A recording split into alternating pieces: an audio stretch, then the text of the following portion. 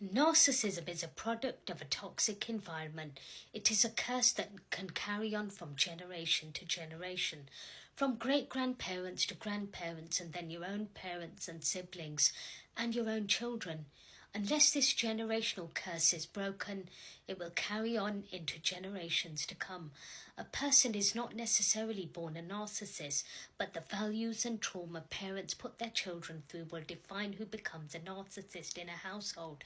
If a parent is projecting their unresolved trauma, abuse, torture, neglect, abandonment onto their own children, this will shape who they become.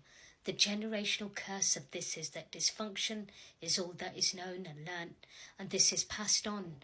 The growing child only knows a dysfunctional environment, and this behaviour becomes acceptable.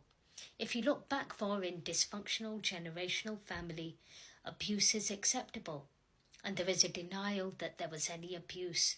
There is also secrecy, neglect, a lack of empathy, no emotional availability, no boundaries, and ongoing conflict that does not get resolved.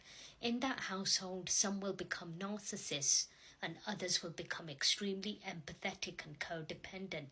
Neither are good, as the narcissistic child will carry on with the curse of narcissism when they go on to having a family, and the deeply empathetic children will likely go into a narcissistic relationship, as abuse is all they know. If you have grown up in this kind of environment, it will take a long while to figure out that your childhood was far from normal. Most will be late adults. It is likely to be when you face problems in your own life or go into a narcissistic relationship that you connect the dots. Thanks to social media, there is a lot more educational content that is much more easily accessible. Might be too late for those that have adopted the narcissistic traits.